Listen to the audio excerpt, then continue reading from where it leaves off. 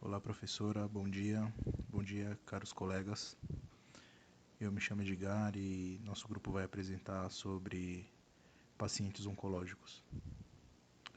O Instituto Nacional de Câncer estima que até 2022, 625 mil novos casos de câncer serão diagnosticados no Brasil.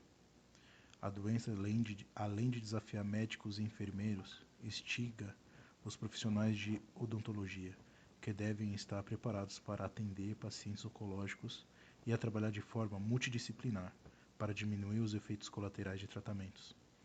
Para isso, o cirurgião dentista deve entender as características dos tratamentos oncológicos, quais, os, quais as principais doenças bucais que surgem como consequência dos diferentes tipos de terapia e como atuar em cada fase de atendimento de forma humanizada e alinhada às necessidades do paciente. Pessoas atingidas por câncer. O câncer é uma das principais causas de morte em todo o mundo. A cada ano, 8,2 milhões de pessoas morrem devido à doença. Atualmente, mais de 32 milhões de pessoas vivem com a doença no mundo todo. Segundo a Organização Mundial da Saúde, o número de novos casos de câncer continua aumentando, apesar do enorme investimento no combate à doença. A morbidade e mortalidade causada pelo câncer são medidas de controle para a vigilância epidemiológica. Existem também as ações de vigilância do câncer, que avalia as características da doença e possíveis mudanças no cenário. Por exemplo, no Brasil, no ano passado, só no gênero masculino, foram constatados total de 309 milhões e 750 mil casos de neoplasia, atingindo locais específicos como próstata, cólon e reto, traqueia, brônquio, pulmão, estômago, cavidade oral, esôfago, bexiga, laringe, leucemia e sistema nervoso central. Já no gênero feminino, o total foi de 316 milhões e 280 mil mulheres, sendo em primeiro lugar o câncer de mama, vendo em seguida o cólon, reto, colo do útero, ovário, corpo do útero e linfoma não-Hodgkin. Os cientistas prevêem 70% do aumento nas próximas décadas nos números de novos casos de câncer, ao qual tem uma estatística que 21,4 milhões de novos casos de pacientes até o ano de 2032. Bom dia, pessoal. Me chamo Matheus e hoje eu vou estar falando sobre a saúde bucal de pacientes oncológicos. A saúde bucal é extremamente importante para garantir a saúde de qualquer pessoa, né? Porém, para o paciente com câncer, esse cuidado precisa ser um pouquinho mais redobrado. Por causa dos sintomas da doença e do tratamento recebido pelas pessoas com diagnóstico de câncer, eles precisam de alguns cuidados especiais para estar garantindo a sensação de vida e de bem-estar. E é necessário acompanhamento durante todo o processo do tratamento. Na verdade, o ideal é que o paciente vá ao dentista antes mesmo de iniciar o tratamento para orientação profissional. As doenças bucais mais comuns assim entre os pacientes com câncer, além dos cânceres que causam doenças bucais, né?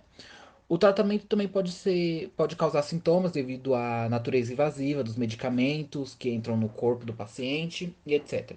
Exigindo alguns cuidados especiais, né? Porém, as doenças mais comuns ou efeitos colaterais mais comuns são mucosite oral, que é um edema, uma sensação de queimação ou hipersensibilidade da mucosa oral, que pode desenvolver placas brancas descamativas e, consequentemente, úlceras no tecido mole. Como a gente pode ver na imagem, fica essas camadinhas brancas ou até mesmo essas pequenas úlceras no tecido mole. Essa condição é um pouquinho dolorosa e impossibilita a nutrição e a hidratação do paciente, e isso interfere diretamente na capacidade regenerativa do tecido. Ou seja, é muito desconfortante. Também tem algo que já não é nem muito uma doença, né, mais um efeito colateral, que é o xerostomia, que é mais basicamente a boca seca. Com a diminuição do fluxo salivar, que faz com que haja mudança da microbiota bucal e torna o meio suscetível a processos infecciosos, em virtude da baixa de célula de defesa, a hipossalivação também aumenta a possibilidade de aparecimento de lesões de cárie, já que não ocorre a devida lavagem da superfície dental e a neutralização de ácidos produzidos pelas bactérias cariogênicas, né? Fora esses dois, a gente também tem as infecções fúngicas, mais conhecido como sapinho. As lesões brancas removíveis, localizadas na mucosa nasal, podem também se apresentar como placas vermelhas e lisas sobre o palato duro ou palato mole. Basicamente, você acaba, quando você está numa condição oncológica, né? Você pode acabar desenvolvendo esses fungos orais, mais conhecido como sapinho, né? E também tem as lesões como herpes simples ou a herpes zoster, que se iniciam com a coceira, vermelhidão e queimação, principalmente nos lábios e posteriormente na formação da lesão de uma úlcera e é um pouquinho doloroso, igual a primeira doença. E para finalizar, outro que também é fato que sempre acontece é a trombocitopenia. É problemas de coagulação no sangue, basicamente, que pode acabar causando sangramentos espontâneos nos tecidos. Nesses casos, o dentista tem que ser muito criterioso em relação à necessidade de procedimento cirúrgico, porque por mais que o paciente já esteja em um local que ele já está tendo um tratamento evasivo, qualquer descuidinho também pode acabar causando grandes sangramentos. E qualquer intervenção que tenha por objetivo a contenção do sangramento tem que ser muito bem pensado. Mas como o dentista pode atuar no tratamento do paciente oncológico?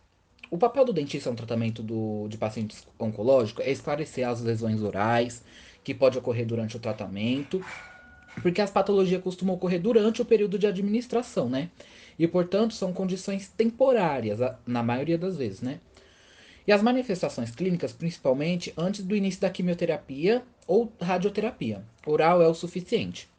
Procedimentos como controle de placa dentária, raspagem periodontal, avaliação de lesões e de cáries ativas e cirurgias precisam ser realizados com antecedência para evitar o aumento de complicações orais em pacientes durante o tratamento de câncer. Porque, como eu disse, como já está em algo muito evasivo, entrar com tratamento no meio de outro tratamento de câncer para estar realizando uma cirurgia bucal é algo muito perigoso, né? E os pacientes também devem ser orientados a realizar a higiene bucal, uso correto de fio dental, técnicas de escovação, características da escova, uso de enxaguatórios bucais, não alcoólicos, etc. Uso de substâncias que aumentam o fluxo salivar, ou a saliva artificial para tratar da xerostomia e limpar próteses. E por apresentar áreas reservadas onde as placas se acumulam e as infecções são causadas pela baixa imunidade do indivíduo. E é muito importante ter um dentista na equipe de tratamento do paciente com câncer, pois ele vai trabalhar junto com a equipe para proporcionar mais conforto nas diferentes etapas do tratamento, porque querendo ou não é algo muito invasivo. E o trabalho multidisciplinar é essencial para o sucesso do tratamento de câncer e a melhoria de qualidade de vida dos pacientes, né? E é isso. Efeitos colaterais da quimioterapia e radioterapia. A quimioterapia tem a finalidade de eliminar as células cancerígenas do corpo, porém não é seletiva e destrói as células saudáveis também, e por esse motivo causa efeitos colaterais sistêmicos como queda de cabelo e pelos que voltam a crescer, mialgia, dores do corpo, cefaleia, dores de estômago e cansaço. Na pele e nas unhas, pode provocar coceira, ressecamento, descamação, urticária, unhas quebradiças e escuras. Alterações do sistema nervoso central, causando insônia, formigamento, fraqueza, dormência de membros, aumento da sensação de frio, perda de equilíbrio, tremores, fadiga, confusão mental e lapsos de memória.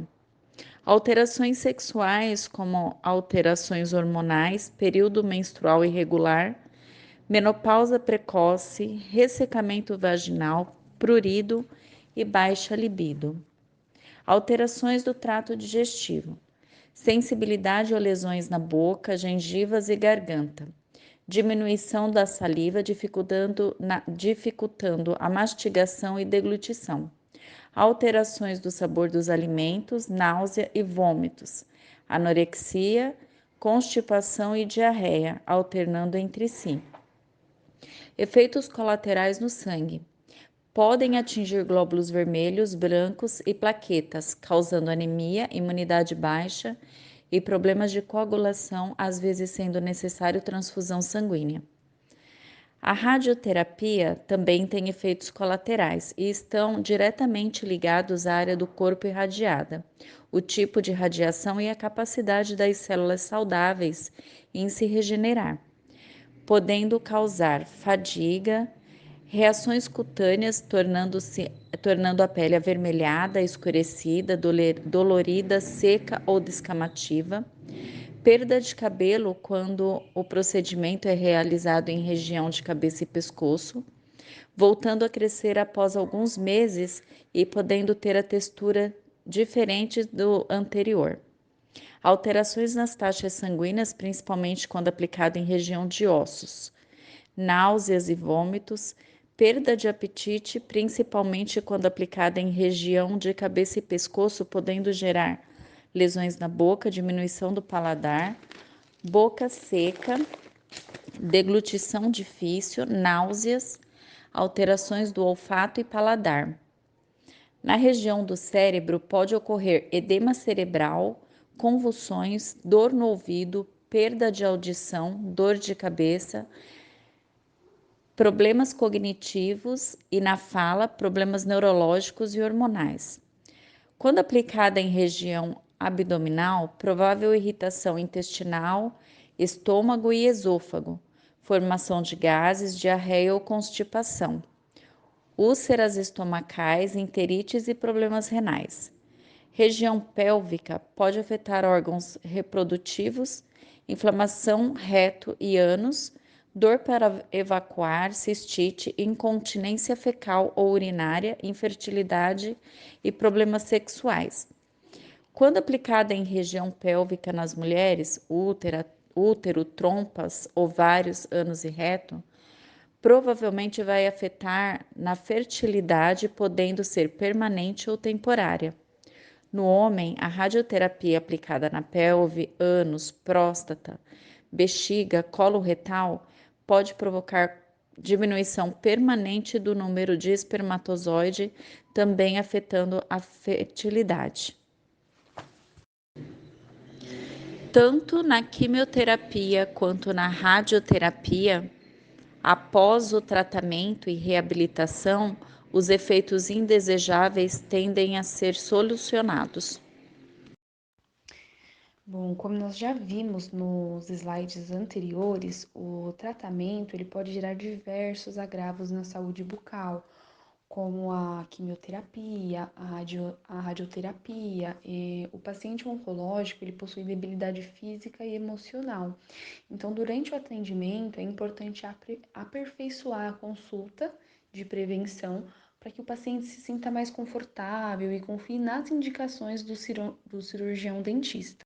Durante o tratamento oncológico, a maioria dos pacientes não recebem essa orientação sobre a higiene oral, né? Como ele precisa higienizar a boca, quais cuidados eles precisam tomar, porque a maioria, né, dos casos, como eles já sofrem, né, o tratamento, a quimioterapia, a radioterapia, alguns casos são uma quimioterapia um pouco mais forte, então qualquer pequena doença que surja na boca pode se tornar algo mais grave. Então, a importância da higiene oral, de manter a escovação em dia, o uso do fio dental, para evitar mais riscos que o paciente pode sofrer. Bom, como nós estamos no mês de outubro, é importante lembrar a importância do autoexame nas mamas também. Cerca de 30% dos casos de câncer de mamas, eles podem ser evitados com a adoção de hábitos saudáveis. E a detecção precoce, em grande parte dos casos, aumenta a possibilidade de tratamentos menos agressivos e com índices satisfatórios. O SUS oferece o exame de mamografia para todas as idades conforme a indicação médica. As principais opções de tratamento para o câncer de boca e orofaringe são cirurgias, ressecção de tumor, radioterapia, quimioterapia, terapia-alvo, imunoterapia e tratamento paliativo. Em geral, a cirurgia é o primeiro tratamento para o câncer de boca, seguido de radioterapia e quimioterapia que podem ser combinadas ou aplicadas separadamente. Com base na localização do tumor, pode ser necessária uma equipe multidisciplinar, incluindo oncologistas, otorrinolaringologista, cirurgião de cabeça e pescoço e radio-oncologista. E após a cirurgia, sua reabilitação poderá ser necessário outros profissionais, como dentistas, fonoaudiólogos, fisioterapeutas, psicólogos, nutricionistas, enfermeiros, entre outros profissionais. É importante que a opção de tratamento seja conversada bem como seus possíveis efeitos colaterais, podendo ser considerado pelo cirurgião a idade, condições de saúde, se a cirurgia pode ou não retirar todo o tumor e a probabilidade de cura da doença. Bom, durante o tratamento de câncer, onde o paciente provavelmente vai fazer quimioterapia e vai fazer radioterapia, tem alguns procedimentos odontológicos que são indicados e alguns que não são indicados para se realizar nesse momento tão delicado, né, de tratamento. E eu vou citar aqui alguns para vocês e explicar o porquê que não é indicado e porquê que tem algum, né, em específico que é indicado e que é até confortável para o paciente realizar, tá? Mas antes de qualquer tratamento oncológico, antes do paciente realizar a quimioterapia, a radioterapia, é muito importante que o paciente vá a uma consulta odontológica para ver se não tem alguma inflamação, alguma cárie, algum dente a ser extraído, qualquer probleminha na boca, para eliminar ou estabilizar, né, as condições bucais do paciente e para que não ocorra nenhum procedimento de emergência durante o tratamento oncológico. Durante o tratamento de câncer, o paciente tem uma queda no número das células sanguíneas. Então, ele fica com uma menor quantidade e qualidade da saliva. Então, a saliva perde o seu efeito antimicrobiano e de equilíbrio do pH bucal. Isso pode causar vários incômodos e várias doenças, né? Como aftas, úlceras, estomatites, secura, né, da boca, porque a saliva fica com menor quantidade. Então, assim, podem acontecer vários incômodos. E para aliviar esses incômodos e até curar, né, algumas doenças que aparecem, tem a laser terapia odontológica, que é um tratamento super indicado, é muito interessante. É um tratamento rápido e indolor, feito no consultório mesmo, pelo cirurgião dentista. E é um equipamento de laser de baixa intensidade. Então, assim, é super tranquilo, não tem efeitos colaterais na boca do paciente e só tem benefícios, né? E um dos benefícios é que aumenta a microcirculação local, né? Restabelece a produção celular, então promove uma boa cicatrização e tem uma ação anti-inflamatória e analgésica no local de aplicação do laser. E esse laser é indicado para diversos incômodos, como a mucosite oral, afta, úlceras, estomatites, infecções, nevralgias do nervo trigêmeo, dormência e formigamento, hipersensibilidade dentinária, dificuldade de deglutição, feridas na pele, trauma em tecido mole, baixa produção de saliva, ou seja, a maioria dos incômodos que aparecerem para o paciente durante o tratamento, esse laser vai ajudar muito, né? Então, vai deixar o paciente mais confortável em relação a isso. Bom, agora eu vou citar os procedimentos que não são recomendados, né, para os pacientes que estão realizando tratamento oncológico. Um deles é o aparelho fixo, né, aparelho ortodôntico fixo. Ele não é totalmente contraindicado, vai de paciente para paciente, mas é recomendada a retirada do aparelho durante o processo. Quando acabar o processo, o paciente volta a utilizar o aparelho. Essa recomendação é dada principalmente pela sensibilidade das mucosas orais, porque a radiação da radioterapia pode causar inflamações e o aparelho fixo pode agravar mais ainda a situação. Fora que o aparelho fixo dificulta um pouco a higienização bucal, né? Então, costuma acumular alimento e aumenta a formação de placa bacteriana. E a última coisa que o paciente está precisando nesse momento é de bactéria, né? Outro procedimento que não é indicado, não é recomendado, na verdade é um conjunto de procedimentos, são os procedimentos invasivos. Extração de dente, enxerto ósseo, enxerto gengival, implantes, cirurgia ortognática. Na verdade, nenhum tipo de procedimento que envolva corte dos tecidos é recomendado, porque envolve um grande risco de infecção e chances de se tornar uma infecção generalizada, né?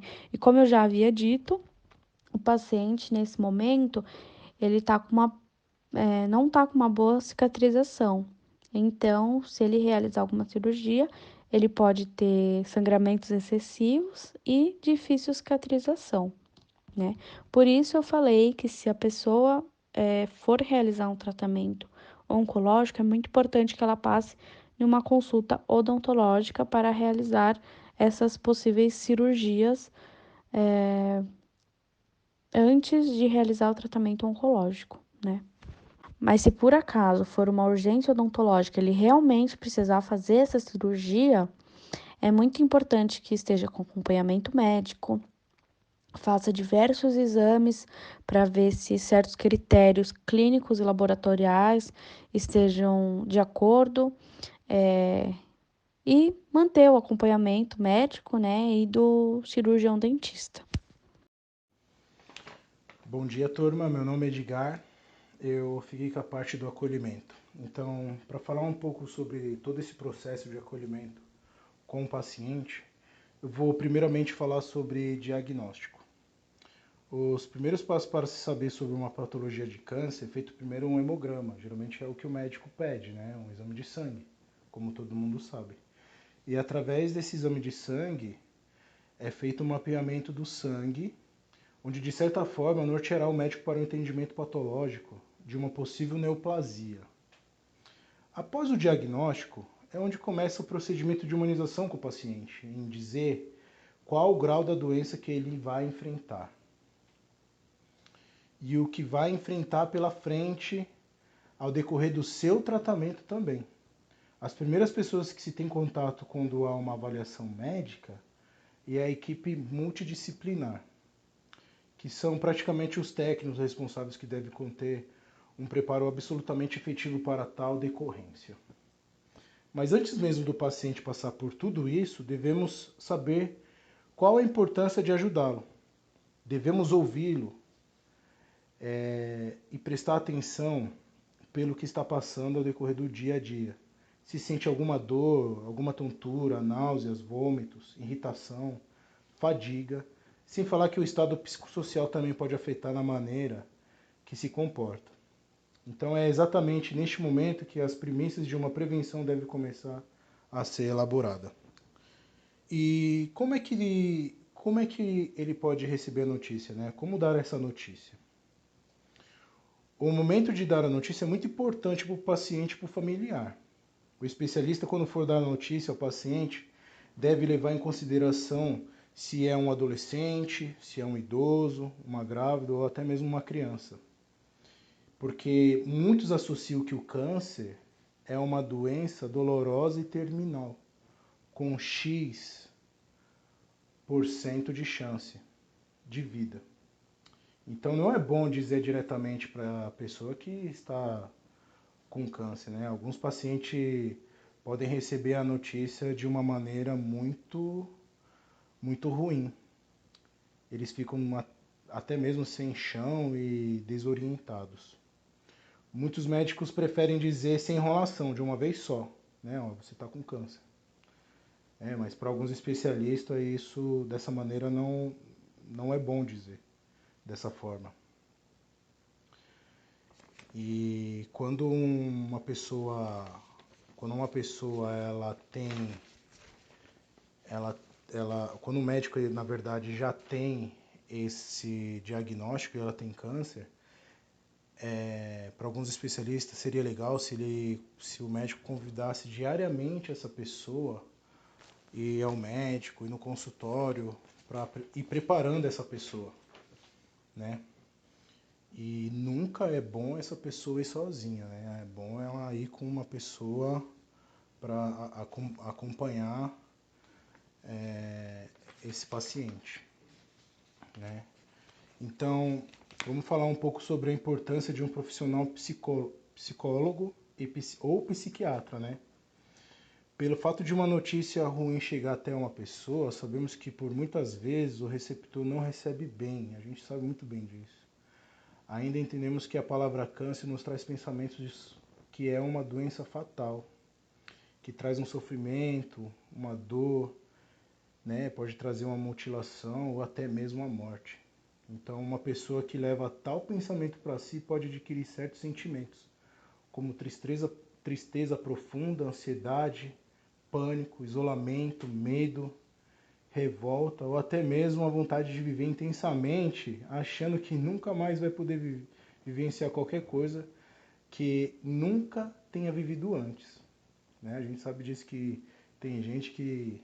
Eu tenho uma amiga que ela descobriu que tem câncer. Então, ela praticamente ligou o botãozinho do F, né?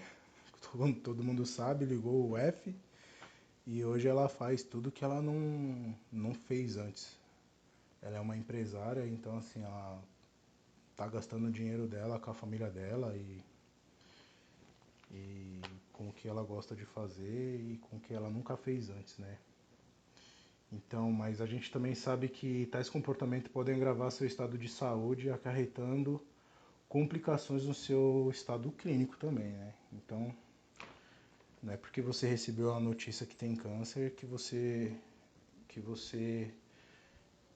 já tem que sentir as dores ou viver achando que você viver de uma maneira que você talvez nunca mais vá viver, né? Mas é assim que as pessoas pensam.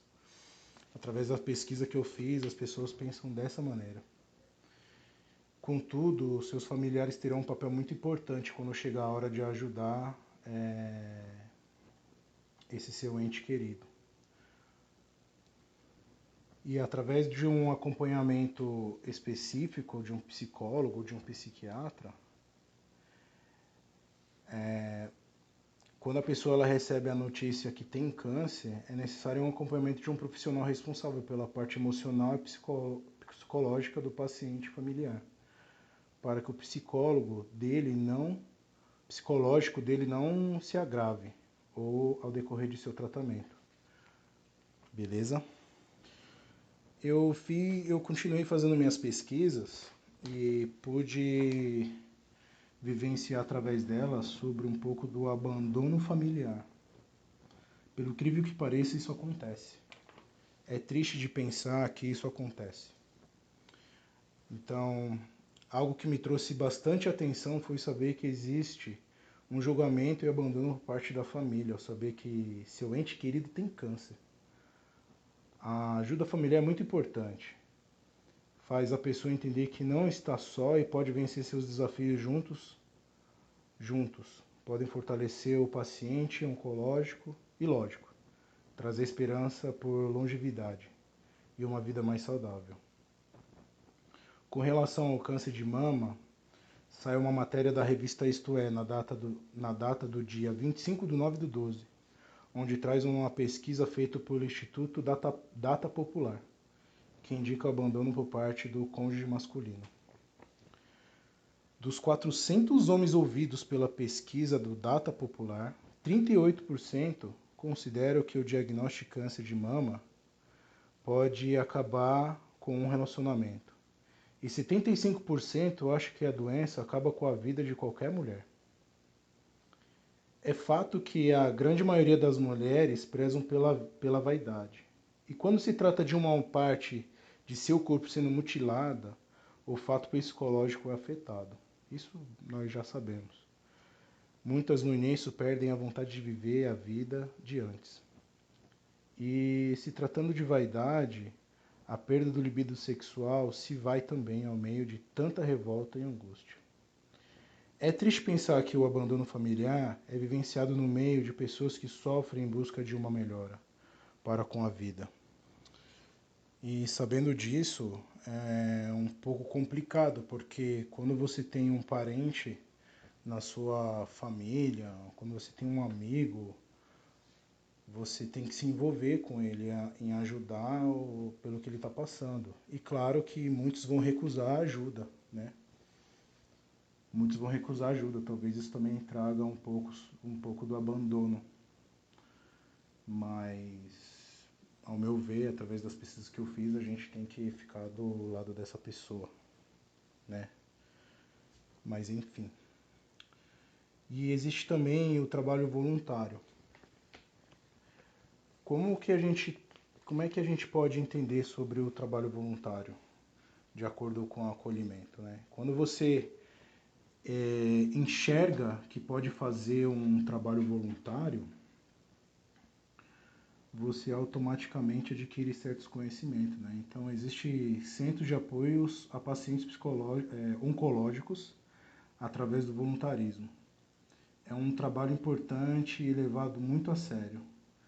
Então, os hospitais geralmente oferecem esse tipo de apoio que contém uma lista cheia de atividades que podem ser feitas no dia a dia de prestar o serviço voluntário, né? Quando uma pessoa se torna um voluntário em ajudar pessoas com câncer, ela automaticamente ela adquire conhecimentos e aprimoramento. Então, saber ajudar a entender a dor e transformar em sorrisos e alegrias, fazendo-o esquecer um pouco do seu tratamento doloroso, se torna prazeroso, tanto para o paciente quanto para o voluntário também. Ouvir mais do que falar é o segredo para lidar com esses pacientes. Tem muito que aprender quando ouvimos a dor de uma pessoa, isso é óbvio. E o serviço voluntário engloba tudo que existe dentro do âmbito da humanização e traz uma leveza, bem-estar social, tranquilidade e momentos de conforto. Alguns hospitais eles já observam esse processo de adquirir voluntários para poder ajudar esses pacientes, né? Então, por exemplo, eu listei aqui um hospital chamado AC Camargo. O que que eles oferecem lá, né? Caso algum de vocês queiram ser voluntários. Oferece oficina de artesanato, costura e pintura, leitura, contação de histórias, recreação e entretenimento, música, teatro, atendimento religioso, bem-estar, que no caso seria envolvido com cabeleireiro, barbeiro, manicure, apoio administrativo na rede voluntária, eventos comemorativos, rodas de conversa, que requer formação específica, né? Nesse caso, geralmente pede para que o voluntário tenha 21 anos de idade, ter disponibilidade de 4 horas semanais e estar vacinado em dia no calendário nacional. No Beneficência Portuguesa não muda muita coisa, mas é acrescentado algumas coisas, né? Então, o que que tem lá? Tem acolhimento, que é o acolhe e orienta pacientes familiares, bem-estar, o reiki, espiritualidade, estética e etc., né, envolvido em torno disso. Entretenimento, que contém os palhaços, contadores de histórias, musicoterapia, arte-terapia, cão-terapia, entre outros. Então, quem tiver interessado pode entrar nesse assunto com os hospitais sendo um voluntário. Obrigado, até mais. Concluímos que o tratamento deve ser sempre feito de forma empática e mais humanizada possível. Além de todo o conhecimento técnico para essa modalidade, é importante acolher e respeitar o emocional do paciente, para que ele se sinta bem e confortável. Assim, o paciente ele contribui para o atendimento e o profissional ganha mais credibilidade e confiança. Para finalizar, então, criamos também um panfleto digital sobre a saúde bucal. Ela é direcionada para os pacientes oncológicos. Distribuímos em várias páginas do Facebook e compartilhamos também no Instagram. Atender pacientes oncológicos é trabalhar com empatia, profissionalismo e acolhimento sempre. Obrigada, gente.